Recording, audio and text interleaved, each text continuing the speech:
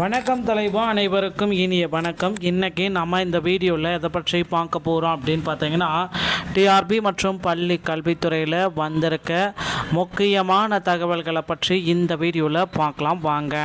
தமிழக பள்ளி கல்வித்துறையில் முக்கியமான அப்டேட் வந்திருக்கு. பிஜிடிஆர்பி 2025 நடக்கக்கூடிய முக்கியமான மாற்றங்கள் என்னவாக இருக்கும்? தேர்வுடைய பாஸ் மதிப்பெண்களை பார்த்திங்கன்னா வெறும் 75 ஆக்க முடிவு செஞ்சுருக்காங்க. இதை பற்றியும் பள்ளி கல்வித்துறையில் அடுத்தடுத்து பகுதி நேர ஆசிரியர்களுக்கு பணி நியமனமும் 2013 டெட் பேட்சுக்கு பாஸ் அறிவிப்பும் போஸ்டிங் அறிவிப்பும் எப்போ போட போகிறாங்க, இது குறித்து முக்கியமான அப்டேட்டை இந்த வீடியோவில் பார்க்கலாம் வாங்க. +2 துணைத் தேர்வு மறுக்கூட்டல் முடிவுகள் எல்லாமே இன்று வெளியிட போகிறதா சொல்லியிருக்காங்க.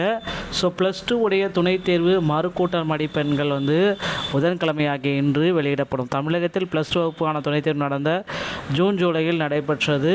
அதோடைய மறுக்கூட்டலும் இப்போ வெளியிட போகிறதா தகவல் சொல்லியிருக்காங்க.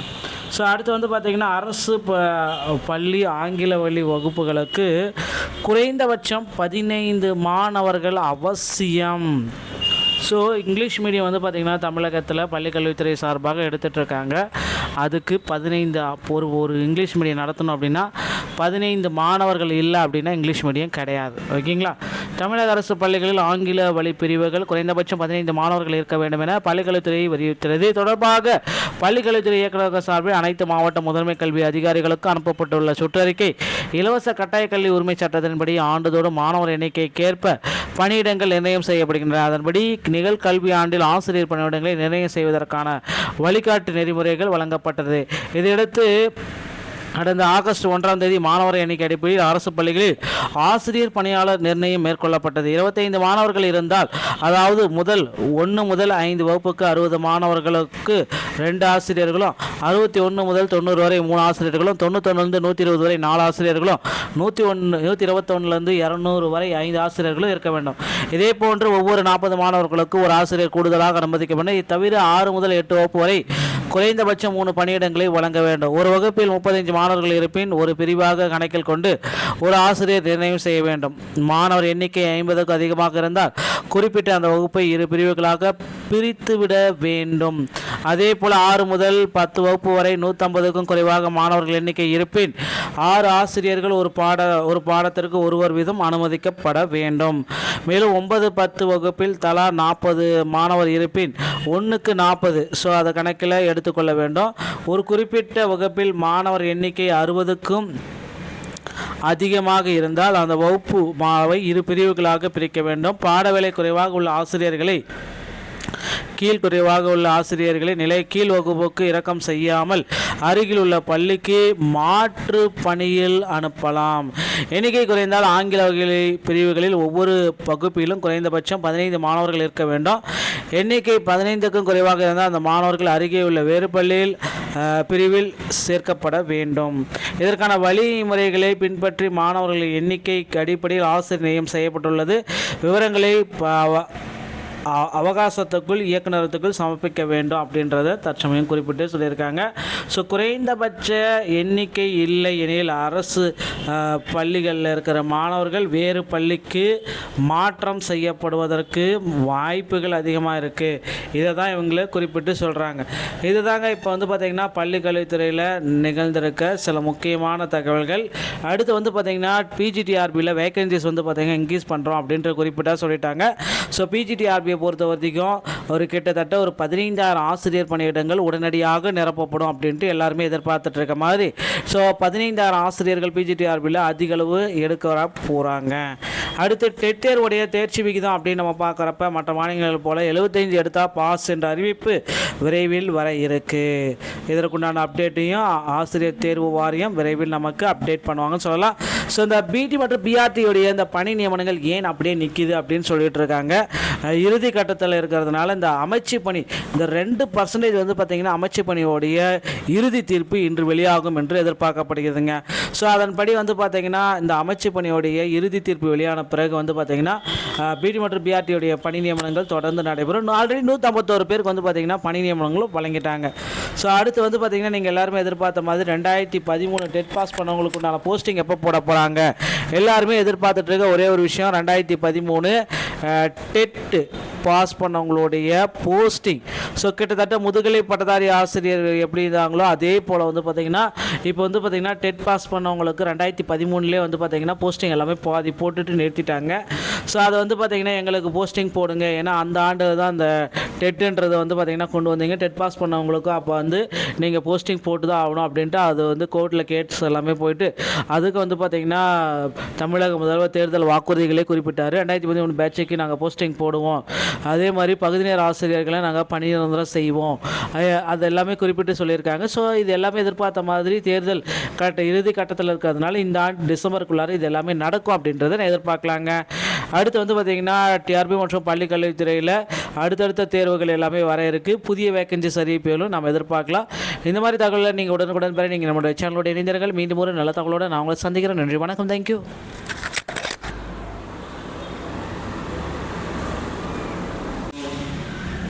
வணக்கம் தலைவா, அனைவருக்கும் இனிய வணக்கம். இன்றைக்கி நம்ம இந்த வீடியோவில் எதை பற்றி பார்க்க போகிறோம் அப்படின்னு பார்த்தீங்கன்னா டிஆர்பி மற்றும் பள்ளி கல்வித்துறையில் வந்திருக்க முக்கியமான தகவல்களை பற்றி இந்த வீடியோவில் பார்க்கலாம் வாங்க. தமிழக பள்ளி கல்வித்துறையில் முக்கியமான அப்டேட் வந்திருக்கு. பிஜிடிஆர்பி 2025 நடக்கக்கூடிய முக்கியமான மாற்றங்கள் என்னவாக இருக்கும்? தேர்வுடைய பாஸ் மதிப்பெண்களை வந்து பார்த்திங்கன்னா வெறும் 75 ஆக்க முடிவு செஞ்சுருக்காங்க. இதை பற்றியும் பள்ளி கல்வித்துறையில் அடுத்தடுத்து பகுதி நேர ஆசிரியர்களுக்கு பணி நியமனமும் 2013 டெட் பேட்சுக்கு பாஸ் அறிவிப்பும் போஸ்டிங் அறிவிப்பும் எப்போ போட போகிறாங்க, இது குறித்து முக்கியமான அப்டேட்டை இந்த வீடியோவில் பார்க்கலாம் வாங்க. +2 துணைத் தேர்வு மறுக்கூட்டல் முடிவுகள் எல்லாமே இன்று வெளியிட போகிறதா சொல்லியிருக்காங்க. ஸோ +2 உடைய துணைத் தேர்வு மறுக்கூட்டல் மதிப்பெண்கள் வந்து புதன்கிழமை ஆகிய இன்று வெளியிடப்படும். தமிழகத்தில் +2 வகுப்புக்கான துணைத் தேர்வு நடந்த ஜூன் ஜூலையில் நடைபெற்றது. அதோடைய மறுக்கூட்டலும் இப்போ வந்து வெளியிட போகிறதா தகவல் சொல்லியிருக்காங்க. ஸோ அடுத்து வந்து பார்த்திங்கன்னா அரசு பள்ளி ஆங்கில வழி வகுப்புகளுக்கு குறைந்தபட்சம் 15 மாணவர்கள் அவசியம். ஸோ இங்கிலீஷ் மீடியம் வந்து பார்த்திங்கன்னா தமிழகத்தில் பள்ளிக்கல்வித்துறை சார்பாக எடுத்துகிட்டு இருக்காங்க. அதுக்கு 15 ஒரு இங்கிலீஷ் மீடியம் நடத்தணும் அப்படின்னா 15 மாணவர்கள் இல்லை அப்படின்னா இங்கிலீஷ் மீடியம் கிடையாது. ஓகேங்களா? தமிழக அரசு பள்ளிகளில் ஆங்கில வழி பிரிவுகள் குறைந்தபட்சம் 15 மாணவர்கள் இருக்க வேண்டும் என பள்ளிக்கல்வித்துறை வலியுறுத்தியது. தொடர்பாக பள்ளிக்கல்வித்துறை இயக்குநர்கள் சார்பில் அனைத்து மாவட்ட முதன்மை கல்வி அதிகாரிகளுக்கு அனுப்பப்பட்டுள்ள சுற்றறிக்கை இலவச கட்டாய கல்வி உரிமை சட்டத்தின்படி ஆண்டுதோறும் மாணவர் எண்ணிக்கைக்கேற்ப பணியிடங்கள் நிர்ணயம் செய்யப்படுகின்றன. அதன்படி நிகழ்கல்வி ஆண்டில் ஆசிரியர் பணியிடங்களை நிர்ணயம் செய்வதற்கான வழிகாட்டு நெறிமுறைகள் வழங்கப்பட்டது. இதையடுத்து கடந்த ஆகஸ்ட் 1ஆம் தேதி மாணவர் எண்ணிக்கை அடிப்படையில் அரசு பள்ளிகளில் ஆசிரியர் பணியாளர் நிர்ணயம் மேற்கொள்ளப்பட்டது. 25 மாணவர்கள் இருந்தால், அதாவது 1 முதல் 5 வகுப்புக்கு 60 மாணவர்களுக்கு 2 ஆசிரியர்களும், 61 முதல் 90 வரை 3 ஆசிரியர்களும், 91 120 வரை 4 ஆசிரியர்களும், 121 200 வரை 5 ஆசிரியர்களும் இருக்க வேண்டும். இதே போன்று ஒவ்வொரு 40 மாணவர்களுக்கு ஒரு ஆசிரியர் கூடுதலாக அனுமதிக்க வேண்டும். இது தவிர 6 முதல் 8 வகுப்பு வரை குறைந்தபட்சம் 3 பணியிடங்களை வழங்க வேண்டும். ஒரு வகுப்பில் 35 மாணவர்கள் இருப்பின் ஒரு பிரிவாக கணக்கில் கொண்டு ஒரு ஆசிரியர் நிர்ணயம் செய்ய வேண்டும். மாணவர் எண்ணிக்கை 50க்கு அதிகமாக இருந்தால் குறிப்பிட்ட அந்த வகுப்பை 2 பிரிவுகளாக பிரித்துவிட வேண்டும்.